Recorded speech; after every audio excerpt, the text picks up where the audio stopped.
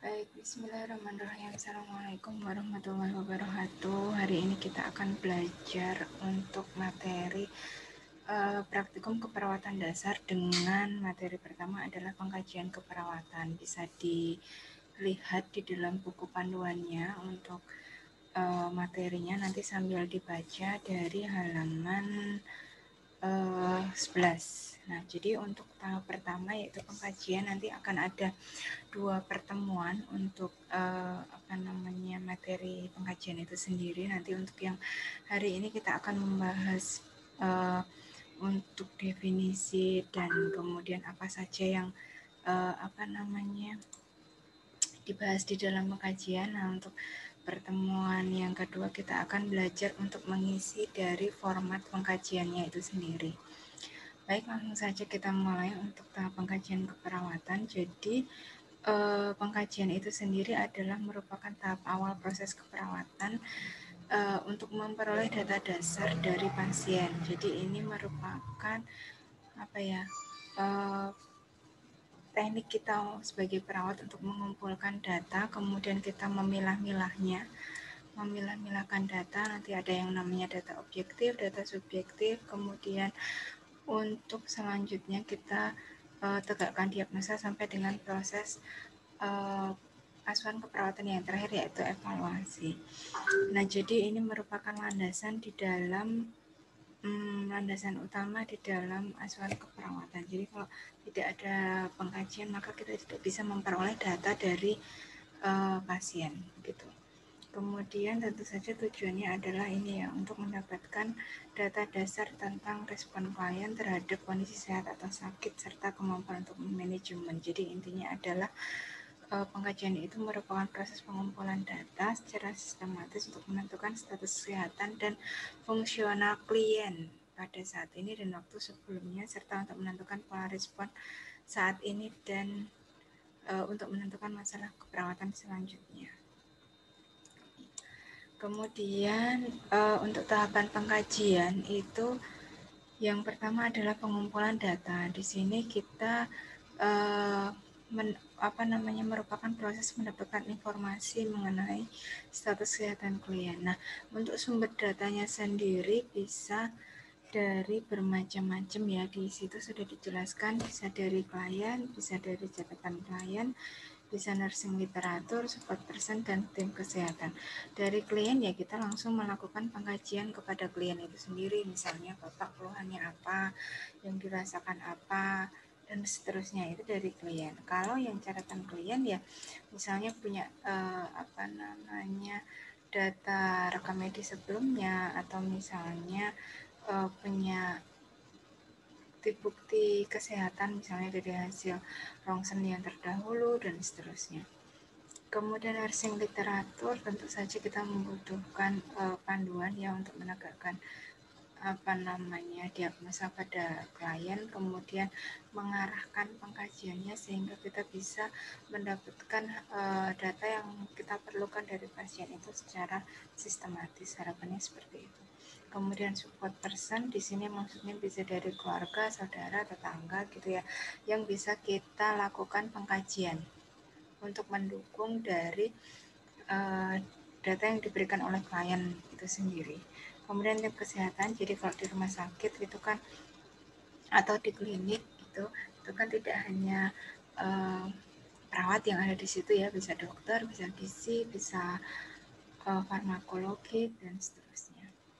Jadi banyak tim yang menangani satu orang pasien itu, sehingga kita perlu membaca juga hasil dari pemeriksaan atau pengkajian dari masing-masing tim kesehatan tersebut.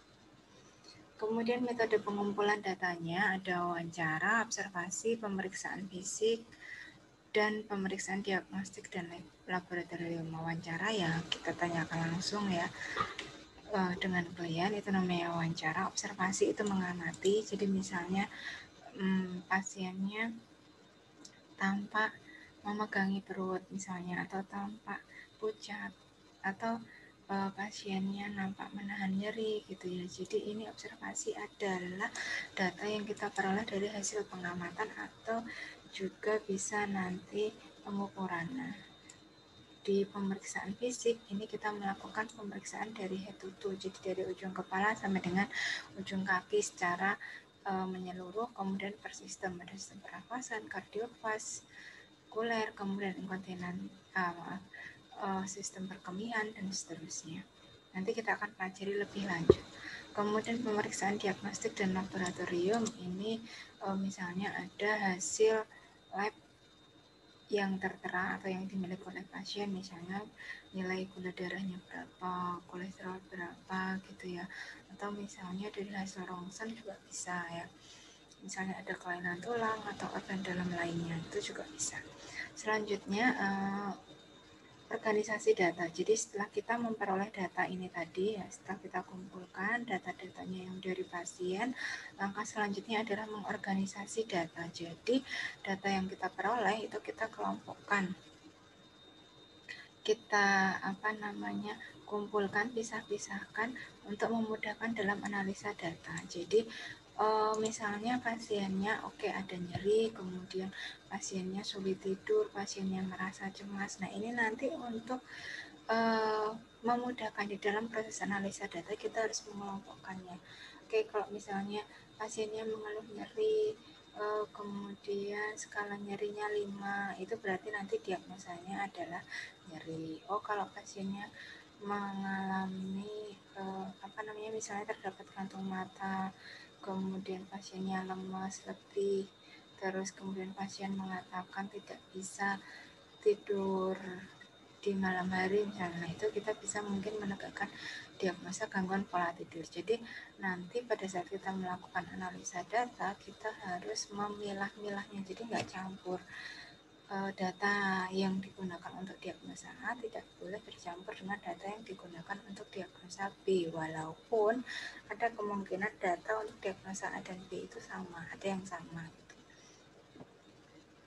Kemudian selanjutnya adalah validasi data.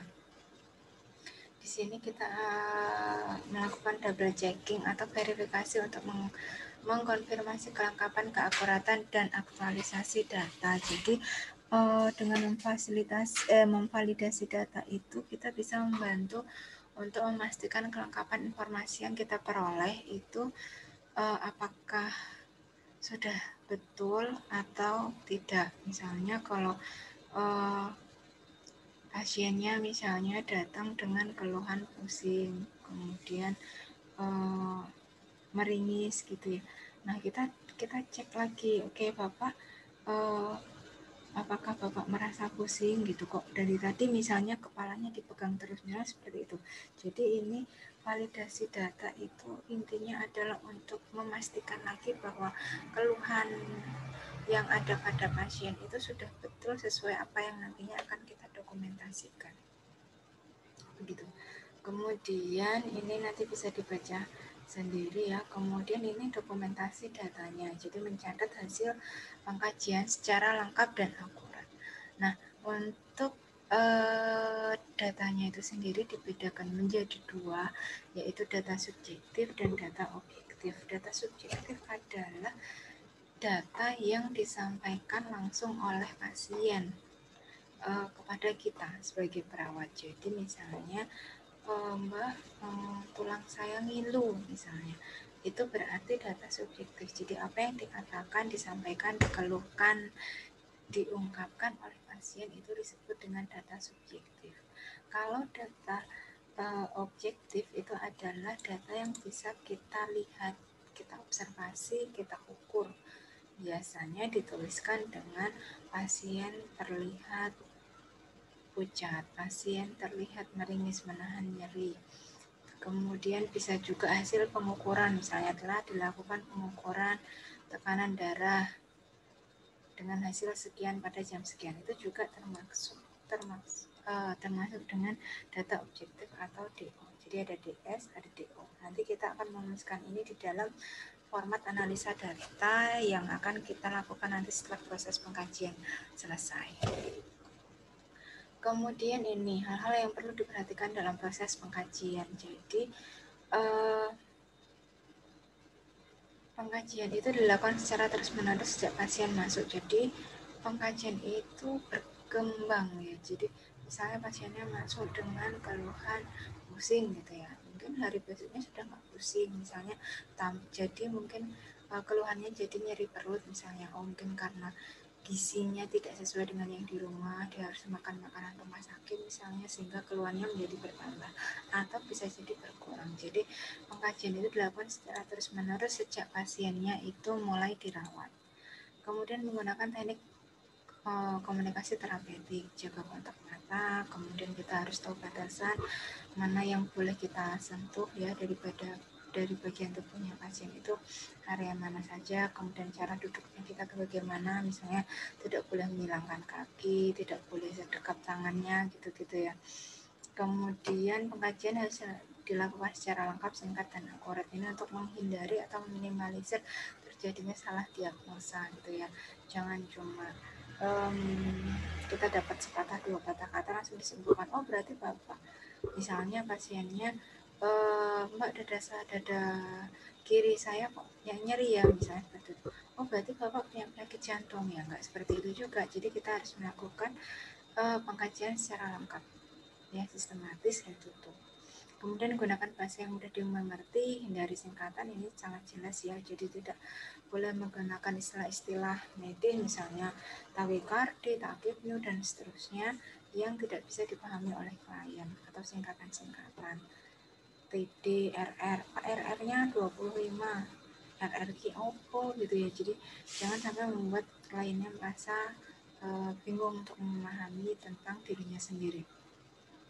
Kemudian mempertimbangkan aspek etik legal, jelas ya, ini kita tidak bisa memaksakan pasien untuk mengeluarkan atau menjawab semua pertanyaan kita gitu ya. Kita harus tahu batasan-batasannya, mana yang harus kita tanyakan, mana yang itu sekiranya nanti akan menyinggung atau menjadi privasi dari klien, sehingga itu perlu kita pertimbangkan nanti yang akan menyangkut di poin yang terakhir. Jadi poin yang ke-6 itu menjaga privasi pasien, termasuk juga nanti ruangan yang akan kita gunakan untuk melakukan pengajian itu harus kita jaga untuk privasinya. Jadi misalnya kalau ada tirai ya kita tutup tirainya dulu gitu ya. Karena khawatirnya nanti pada saat proses pengkajian berlangsung itu ada statement-statement yang merupakan rahasia dan klien tidak ingin orang lain tahu. Jadi hanya tim medis mungkin yang tahu gitu. Jadi kita perlu menjaga privasi klien. Selanjutnya adalah mulai interview dengan hal yang bersifat umum, misalnya dari keluarga mungkin putranya sudah berapa, kemudian mungkin dari pekerjaannya apa gitu ya. Jangan langsung ke oke bapak keluhannya apa. Nah jadi biar kalau orang Jawa bilang luwes gitu ya, jadi ada basa-basinya.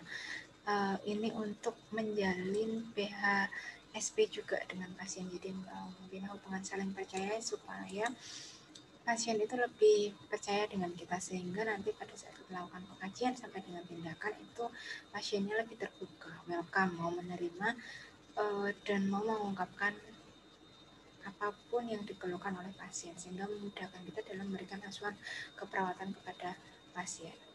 Selanjutnya memperhatikan respon nonverbal klien. Jadi misalnya kita sedang pengkajian, ya kita harus memperhatikan juga, oh tiba-tiba pasiennya kok meringis-meringis, oh tiba-tiba kok pasiennya pucat, ya harus kita perhatikan gitu ya. Kita tidak harus sekali waktu itu semua data yang kita inginkan itu harus terpenuhi dalam satu waktu. Jadi kita harus bisa fleksibel. Nah, misalnya kita punya waktu 10 menit untuk pengkajian, ya silakan digunakan waktu 10 menit itu sedapatnya apa. Dimaksimalkan, tetapi juga harus dengan memperhatikan kondisi pasiennya. Toh juga untuk pengkajian itu tidak hanya melulu kita lakukan pada saat kita benar-benar di dalam tanda petik itu proses pengkajian. Jadi proses pengkajian itu juga bisa kita lakukan pada saat nanti proses kita pemberian tindakan. Misalnya kita mengukur tekanan darah, kita bisa menanyakan kembali, bapak sekarang pasiennya bagaimana, masih ada atau tidak, misalnya seperti itu. Jadi tadi yang sudah kita bahas di awal ya, bahwa pengajian itu dilakukan secara terus menerus. Jadi memang tidak bisa dalam sekali waktu itu terus selesai semua datanya terkumpul. tersebut gitu ya. Jadi berproses. Kemudian menghindari penanganan prematur tadi yang seperti saya contohkan, yang misalnya kalau dada kirinya sakit, oh pasti pasiennya jantung, jadi jangan seperti itu. Kita tetap harus melakukan pengkajian sel lengkap mungkin. Kemudian ikuti pembicaraan pasien, tidak cukup hanya mendengarkan tapi beri respon terhadap informasi. Jadi kita memberikan feedback, oh ya begitu ya Pak ya, baik, bagus sekali ya Pak ya. Nah, jadi jangan hanya misalnya pasiennya menjawab A, oke Pak, sekarang pertanyaan B, jawab B, pertanyaan C, jawab C. Tidak seperti itu. Jadi kita harus fleksibel ya, seperti kita berdiskusi atau berbincang dengan teman atau dengan keluarga mungkin. Jadi ya itu tadi, untuk membangun rasa saling percaya, rasa percaya dari pasien kepada kita sebagai perawat. Kemudian menghindari memutus atau mengangkat pembicaraan dengan tidak tepat. Jadi jangan dipotong. Pak, kan saya nggak nanya tentang anaknya, kok jadi ceritanya jadi cerita anak-anaknya sih. Nah, kan tidak etis juga seperti itu gitu ya. Ya kita dengarkan saja, oh ya begitu ya Pak ya, baik, kita kembali ke pembahasan ya. Tadi saya menanyakan terkait dengan pola makannya Bapak bagaimana, misalnya seperti itu. Jadi kita kembalikan lagi ke fokusnya utama kita, tujuannya tadi ke situ mau ngapain, tapi dengan cara yang baik. Seperti itu ya. Kemudian semoga penjelasan saya bisa dipahami dan tidak terlalu cepat. Kemudian kita masuk ke komponen dari pengkajian. Jadi pengkajian keperawatan lengkap itu meliputi seluruh tingkat analisis baik individu, keluarga maupun komunitas yang terdiri dari data subjektif dan data objektif. Ya. Kemudian harapannya adalah menghasilkan diagnosa keperawatan yang akurat. Nah, biasanya untuk komponen pengkajian itu yang kita gunakan adalah pengkajian pola fungsional punyanya Gordon. Ini bisa dibilang legend ya gitu. Jadi pengkajian pola fungsional Gordon ada 11 macam atau 11 pola kesehatan yang harus kita kaji pada pasien. Nah, kita akan coba bahas lebih mendalam dari ke 11 pola tersebut ya. Yang pertama adalah pola persepsi dan manajemen kesehatan. Jadi di sini secara nanti bisa sambil dibaca juga ya, tapi pada intinya di sini adalah menjelaskan cara klien itu memahami tentang kesehatan, kesejahteraan, atau juga ini tentang praktek pencegahannya, pengetahuannya bagaimana. Misalnya pasiennya mengeluh dia mempunyai tekanan darah tinggi atau hipertensi, kita tanyakan, Bapak Ibu, untuk selama ini apa pendapat Bapak tentang tekanan darah tinggi yang Bapak alami misalnya. Oh ya sudah, saya sudah pasrah, nah seperti itu. Apakah Bapak menjaga pola makannya, misalnya mengurangi makanan yang asin, mengurangi makanan bersantan, atau tetap saja ya karena saya sudah pasrah, jadi ya semuanya saya makan Mas, nggak punya pantangan Mbak gitu ya. Jadi kita gali persepsinya pasien itu terhadap status kesehatannya, kemudian status penyakitnya saat itu, bagaimana dia mengatur pola hidup sehatnya, bagaimana dia melakukan pencegahan terhadap penyakitnya atau mengelola keluhan penyakitnya itu pada saat penyakitnya itu datang. Itu kita kaji bagaimana dia atau pasien itu memahami dari kesehatannya. Kemudian selanjutnya adalah pola metabolisme nutrisi. Ini menggambarkan pola makan dan minum klien sehari-hari. Dari misalnya makanannya apa, minumnya apa, apakah melakukan diet, kemudian bagaimana nafsu makan, termasuk pengukuran berat badannya bagaimana ya. Jadi misalnya sehari makan berapa kali Bu? 2 kali misalnya, ada yang 3 kali, ada yang 2 kali gitu ya. Beda-beda masing-masing. Kemudian porsinya apa gitu. Jadi misalnya yang dimakan itu apa? Apakah sukanya junk food, nggak bisa makan sayur, buah, atau 4 sehat 5 sempurna mungkin gitu. Kemudian minuman juga sama, minumnya kebiasaannya apa, air putihnya iya enggak, atau harus minuman yang manis gitu ya. Kemudian berapa gelas sehari gitu ya, berapa liter sehari gitu boleh. Itu kita kaji tentang metabolisme dan nutrisi. Kemudian kita juga bisa mengukur dari berat badannya, dari BMI-nya, body mass index ya. Jadi perbandingan dari berat badan dan tinggi badannya, apakah dia atau overweight atau obesitas gitu ya, atau malah kurus gitu. Kemudian nafsu makannya bagaimana, apakah ada keluhan di rongga mulut misalnya, dari gigi atau lidah sariawan misalnya, atau sering sariawan misalnya ya. Dan seterusnya nanti bisa dilengkapi dari contoh pertanyaan yang ada di sini. Kemudian pola eliminasi. Pola eliminasi itu bisa ekskresi ya, pembuangan baik dari usus, kandung kemih maupun kulit. Jadi BAB, BAK dan keringatnya gitu ya. BAK-nya frekuensinya berapa kali sehari, misalnya Pak kalau pipis kira-kira nih di rata-rata sehari berapa kali gitu. Kemudian banyak atau sedikit, misalnya kita coba pakai ukuran, misalnya kalau misalnya 1 gelas kecil itu kira-kira seberapa, kira-kira aja, karena tidak mungkin diukur dengan pasti ya, jadi pasti nanti jawaban yang diberikan itu adalah berupa perkiraan. Kemudian warnanya apakah pekat, hitam pekat misalnya, atau merah, atau jernih gitu ya. Baunya bau amonia mungkin, atau bau normalnya pipis pada umumnya, atau bau obat gitu ya. Kemudian adanya nyeri, ada nokturia itu kencing pada malam hari, jadi sering kencing di malam hari. Kemudian bagaimana, apakah pasien itu ketika kebelet pipis, Bapak Ibu kalau kebelet pipis apakah masih bisa nahan sampai dengan datang ke toilet gitu ya. Apakah dia ngompol atau tidak gitu. Buang air besar juga sama, frekuensi, jumlah, warna, konsistensinya itu apakah padat, lembek gitu ya, atau cair gitu.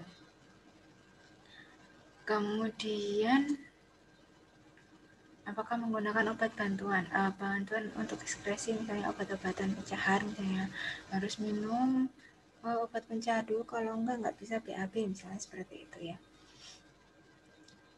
Oke, untuk pola eliminasi selanjutnya adalah pola aktivitas dan latihan. Di sini termasuk dengan olahraganya.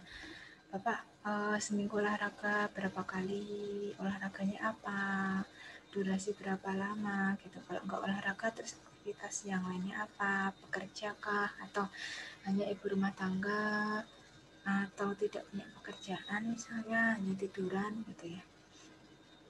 Rekreasi termasuk juga bisa di dalamnya. Apa sih yang dilakukan Bapak atau Ibu pada saat waktu luang, misalnya menjahit atau berkebun, mungkin ya, beda-beda, masing-masing pasien itu beda-beda. Ini kita tanyakan dari pola aktivitas dan latihannya. Kemudian untuk yang selanjutnya adalah pola istirahat tidur.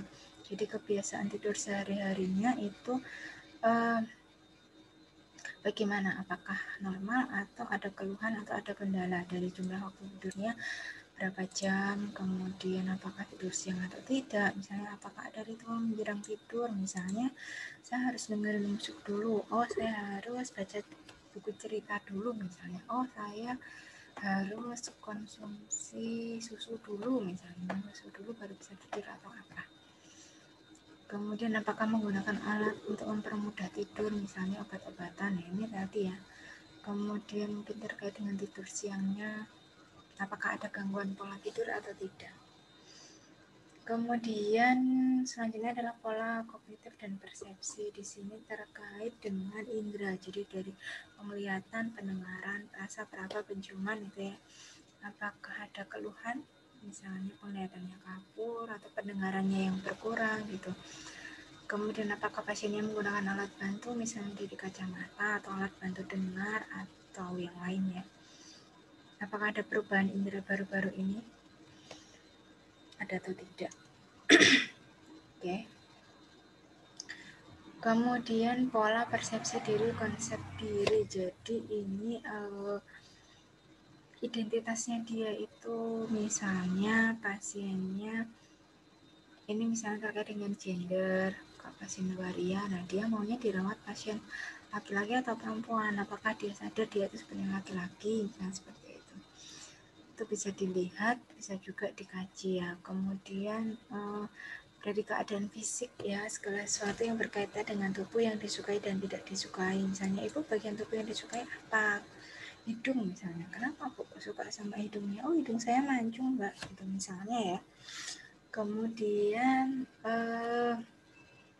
perasaan mengenai diri sendiri. Jadi apakah dirinya itu merasa dihargai di dalam lingkungannya gitu, apa dia merasa powerless, jadi nggak punya kekuatan, jadi ya udahlah nggak dianggap siapa-siapa misalnya gitu. Bisa kita tanyakan kepada pasien. Kemudian pola hubungan dan peran ini menggambarkan perannya dia di dalam keluarga. Misalnya oke, dia sebagai kepala keluarga gitu ya, dia bekerja, kemudian setelah sakit jadi tidak bekerja lagi, kemudian mencari nafkahnya diambil alih oleh si istri, misalnya bagaimana perasaannya pasien misalnya terkait dengan perubahan peran yang dialami gitu ya. Kemudian struktur dan dukungan keluarga, jadi dalam keluarga apakah pasiennya itu disayang ya, disayang, disupport, kemudian dibantu oleh anggota keluarga yang lain. Proses pengambilan keputusan keluarga ini apakah ada di tangan kepala keluarga atau harus dengan mufakat atau diskusi dulu, musyawarah, dan seterusnya ya. Kemudian pola seksual reproduksi ini terkait dengan pola kepuasan dan ketidakpuasan seksual, pola reproduksi pre dan post menopause bagi wanita ya. Kemudian di sini apakah kalau pasiennya sudah menikah ya boleh kita tanyakan misalnya bagaimana terkait, mohon maaf ini agak sensitif ya, jadi nanti kita perlu meminta izin khusus ya dengan pasien, apakah misalnya hubungannya dengan istri atau suami itu harmonis, kemudian misalnya apakah ada riwayat atau keluhan terkait dengan menstruasi, misalnya kalau pada wanita sakit atau tidak menstruasinya, kemudian siklusnya berapa lama, kemudian sekali menstruasi itu berapa hari gitu, adakah keluhan-keluhannya, kemudian kalau reproduksi ya sudah punya putra putri atau belum, berapa gitu, kalau belum apakah sudah diperiksakan gitu, kira-kira kendalanya apa gitu, termasuk tadi menopause ya kalau pada wanita. Kemudian yang ke-10 ada pola coping toleransi terhadap stres. Jadi ketika ada stresor yang datang untuk pasien itu, bagaimana dia menyikapi masalahnya tersebut, apakah dia itu tipikal orang yang oke, kalau saya ada masalah gitu saya akan lari ke keluarga atau ke teman atau ke tetangga, saya akan cerita masalah saya, atau tipikal yang introvert, jadi memendam sendiri setiap masalah yang diterima atau dialami. Kemudian sumber copingnya dari mana saja, biasanya siapa sih yang membantu kalau ada masalah, itu yang biasanya memberikan support, dukungan, bantuan itu dari siapa ya. Kemudian strategi coping tadi ya, misalnya dengan bercerita, atau oh kalau saya itu kalau ada masalah saya larinya ke minuman, saya mesti beli minuman beralkohol, kemudian nanti semalaman saya mabuk misalnya, besok paginya nanti saya akan merasa lebih enak, misalnya seperti itu. Jadi strategi coping apa yang biasa digunakan oleh pasien dan bagaimana efektivitasnya ini perlu kita kaji dari pasien kita. Dan yang terakhir adalah pola nilai kepercayaan. Jelas ini menyangkut dengan aktivitas keagamaan. Misalnya kalau pasiennya muslim ya kita tanya sholat 5 waktunya ya atau tidak, kalau tidak kendalanya apa, kemudian apakah mengikuti kegiatan pengajian mungkin ya. Ini nanti bisa kita tanyakan kepada pasien. Oke, baik, itu untuk yang pengkajian keperawatan. Nanti kalau ada pertanyaan bisa disampaikan di WA ya. Mungkin itu untuk hari ini untuk pengkajian yang pertama. Nanti minggu depan kita akan belajar lagi untuk yang pengisian format pengkajiannya. silakan kalau ada yang ingin ditanyakan nanti bisa di grup WhatsApp. Baik, saya akhiri dulu untuk materi yang pertama, yaitu tentang pengkajian keperawatan. Kalau ada kurangnya saya mohon maaf. Dari saya cukup, saya akhiri. Wassalamualaikum warahmatullahi wabarakatuh.